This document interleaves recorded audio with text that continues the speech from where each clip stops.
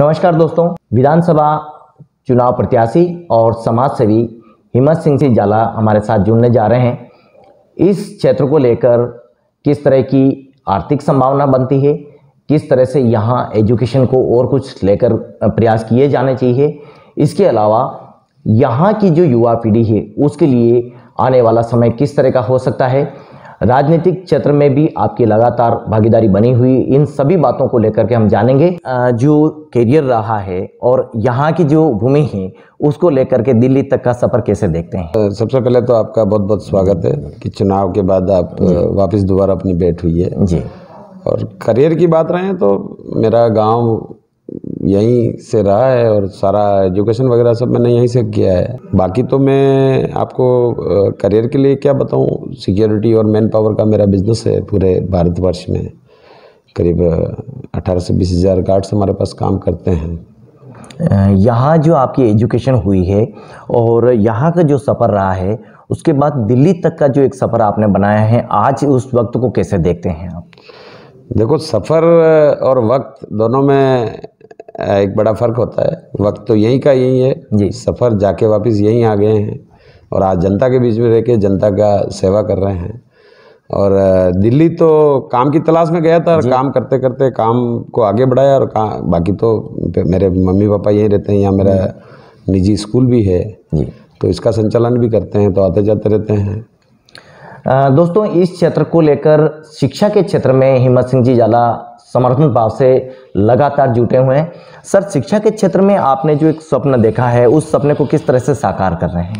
देखो, मेरा मानना ये है कि शिक्षा एक ऐसा साधन है जिसके माध्यम से ही हम बदलाव कर सकते हैं।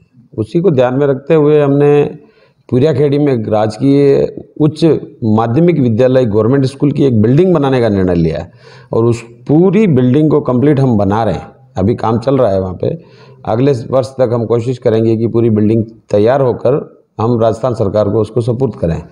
तो शिक्षा से जुड़ाव मेरा इसलिए रहा कि शिक्षा का अभाव कहीं ना कहीं मैंने मेरी ज़िंदगी में देखा है। तो मुझे ऐसा लगता है कि शिक्षा अगर ठीक हो किसी भी गाँव की या किसी भी क्षेत्र की, तो शिक्षा से जो क्रांति आ सकती है वो क्रांति पूरे एक समाज, एक एरिए, मतलब मेरी शुरुआत तो क्योंकि मेरी विधानसभा से कर रहा हूँ, तो मेरी विधानसभा से इसलिए कर रहा हूँ कि वल्लभनगर विधानसभा में एक शिक्षा की क्रांति लाएंगे तो वो वल्लभनगर से उदयपुर और उदयपुर से राजस्थान तक हम उसका एक मैसेज भेजना चाहते हैं। मैं तो हाथ जोड़ के निवेदन भी करूँगा कि कुछ लोगों को आगे आना चाहिए। भगवान ने अगर हमें आज इस लायक बनाया है कि हम समाज को वापस कुछ दे सकते हैं, तो समाज से जो लिया है वो समाज को कुछ देने की इच्छा हमेशा रखनी चाहिए। जी जी। तो देखिए, इस क्षेत्र में जो स्कूल आया है ये अपने आप में एक एडवांस स्कूल होने जा रहा है और ऐसे बच्चे जो करियर के लिए तलाश में बाहर जाते हैं उनको बाहर नहीं जाना पड़ेगा, एक अच्छी एजुकेशन मिल सकेगी। सर, इसके साथ साथ बात करें तो युवा पीढ़ी के रोजगार के जो अवसर हैं आप कैसे देखते हैं? क्योंकि एक अच्छा अवसर मिलता है तो लोग अपनी जो प्रतिभा है उसको भुना सकते हैं। देखिए, आपने चुनाव के टाइम में भी मेरा इंटरव्यू लिया था और मैंने आपको बोला था कि मेरा चुनावी मुद्दा नहीं था जी। क्योंकि मैंने खुद ने एक 1800 रुपये की नौकरी करी। मैं एक युवा को बेरोजगारी की समस्या क्या हो सकती है उसका मैं आई विटनेस हूँ, मैं खुद गवाह हूँ। मैं रोजगार के लिए कैसे तलाश करता था और कैसे भटका मैं, तो वो वक्त मुझे पता है। मैं अपने पुराने दिनों को याद करता हूँ तो मुझे ऐसा लगता है कि जब युवा अपनी ग्रेजुएशन करके अपने रोजगार के, अपने करियर, अपने पैरों पे खड़ा होना चाहता है तो उसको रोजगार एक बहुत बड़ी समस्या होती है। और मैंने चुनावी सभाओं में भी सब जगह यही बोला कि सबसे पहला मेरा जो अगर मुद्दा रहेगा वो यही रहेगा कि युवाओं को रोजगार कैसे ज़्यादा से ज़्यादा दिलाया जाए।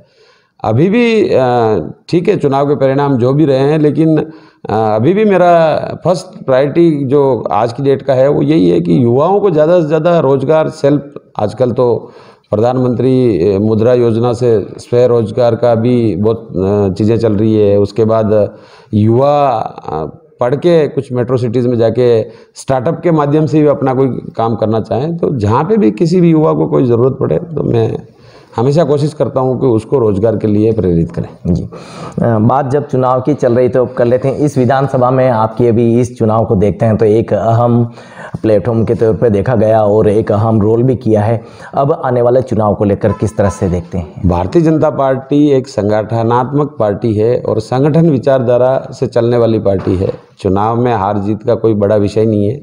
हम दोबारा से वल्लभनगर में एक अच्छे संगठन को तैयार कर रहे हैं और सारे वरिष्ठ लोगों को अपने भारतीय जनता पार्टी के साथ लेकर मिशन 2023 के तहत हम जिस दिन रिजल्ट आया उसके बाद ही हम लग चुके हैं और सारे मंडल अध्यक्ष, सारे हमारे जिला अध्यक्ष, प्रदेश और सब लोगों से बैठ के हमने इसकी विस्तृत एक प्लानिंग पूरी बना ली है और हम 2023 के लिए वापस दोबारा से भारतीय जनता पार्टी कमल को खिलाने की तैयारी वल्लभनगर में पहले से चालू कर रहे हैं। 2023 के जो चुनाव हैं उसमें कमल को खिलाने की तैयारी जोरों से देखी जा रही है।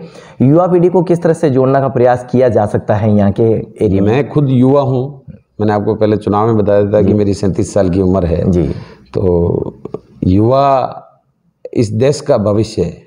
युवा जब तक कोई परिवर्तन के बारे में सोचता है, जब जब युवा ने कोई परिवर्तन सोचा है तब तक परिवर्तन हुए भी हैं। और वल्लभनगर युवाओं से तो मेरा हाथ जोड़कर यही निवेदन है कि आप ज़्यादा से ज़्यादा जो देश हित की बात करने वाली पार्टी है उसके साथ जुड़ें और जुड़कर इस देश में जो माननीय हमारे देश के यशस्वी प्रधानमंत्री नरेंद्र मोदी जी का जो सपना है इस देश को बनाने का, उस देश को बनाने में युवाओं का बहुत बड़ा रोल है।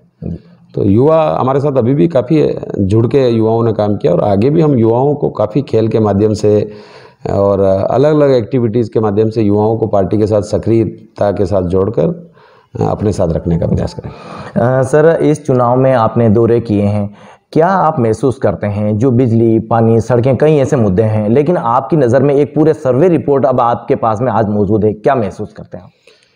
कांग्रेस ने पिछले सालों में या शासन करते हुए जो अपनी गलत नीतियों के माध्यम से ग्रामीण एरियाओं का जो शोषण किया है, बिजली तो आज की डेट में भी सबसे बड़ा मुद्दा बिजली का ही है। इतने बिल आज लोगों को थमा दिए गए हैं हाथों में कि लोग वो बिल भरने के लिए कोरोना जैसी महामारी से लड़ें या बिजली के बिल से लड़ें, ये सोचने के लिए तैयार हैं। तो हम इन मुद्दों को लेके हमेशा अपनी आवाज़ उठाते रहेंगे और सरकार जो लोकतंत्र में सरकार के खिलाफ जो जैसा भी जो लोकतांत्रिक तरीके से होता है वो हमेशा हम सरकार के लिए आवाज़ उठाएंगे। जी, हम इस विधानसभा के विभिन्न क्षेत्रों के दौरे लगभग हमने किए हैं। एक हमको लगा कि बालिका सुरक्षा अभी भी इस क्षेत्र में उस रूप में नहीं जितनी होनी चाहिए, तो क्या ऐसा संभव हो सकता? हमने चुनाव के दौरान जैसा एक सवाल किया था आपसे कि पंचायत स्तर पे ही हम अगर जूडो कराटे सेंटर की अगर शुरुआत करें और सप्ताह में अगर 2 क्लास भी मिले बच्चों को, लड़कियों को, तो उनको एक आत्मरक्षा की एक बात हो सकती है। अभी आपको जैसा पता लगा होगा कि हमारे देश के प्रधानमंत्री जी ने खेल स्पर्धा योजना एक पूरे भारत में चल रही है।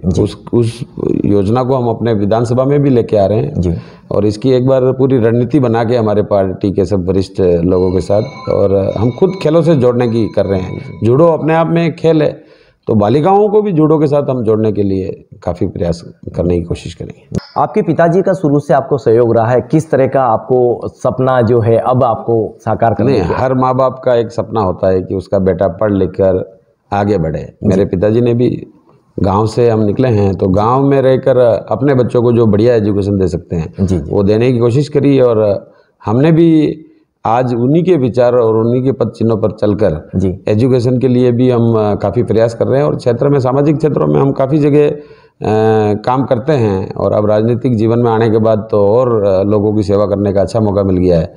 तो जब भी कोई ऐसी चीज़ सामने आती है उसके लिए हम हमेशा खड़े रहते हैं। जितना पब्लिक अटैचमेंट है उतने हिम्मत सिंह जी बोल्ड भी हैं, तो कहीं न कहीं वो पुलिस विभाग का है, पिताजी का जो सेवाएं रही है वो भी कहीं न कहीं अटैचमेंट देखने को नहीं, ऐसा नहीं है कि पुलिस विभाग में जो होता है वही बोल्ड होता है। बोल्ड तो वक्त बना देता है और समय के हिसाब से जब हमने रोजगार की तलाश में बाहर गए हैं और जब पूरा भारतवर्ष घूमे हैं तो स्वाभाविक है कि गाँव का एक लड़का जब बाहर जाता है तो उसको बहुत संघर्ष करना पड़ता है, लेकिन संघर्ष की कहानी जब पुरानी हो जाती है तो मजबूती भी गांव के लड़के में ही होती है। तो वही एक नतीजा है कि मैं ग्रामीण पृष्ठभूमि से हूं और गांव वाले को इन सब चीज़ों से कोई फर्क नहीं पड़ता है। एक अंतिम सवाल करेंगे सर, कोरोना काल में कई सामाजिक सेवाएं देने का मौका मिला, नहीं, कोरोना काल में हमने ऑक्सीजन कंसल्टेंटर से लेके राशन किट से लेके दवाइयों के मार्फत इस क्षेत्र के लोगों की सेवा करने की कोशिश करी है जी। और वो हमेशा हम आगे भी, अगर ऐसा भगवान नहीं करे, लेकिन ऐसा अगर कभी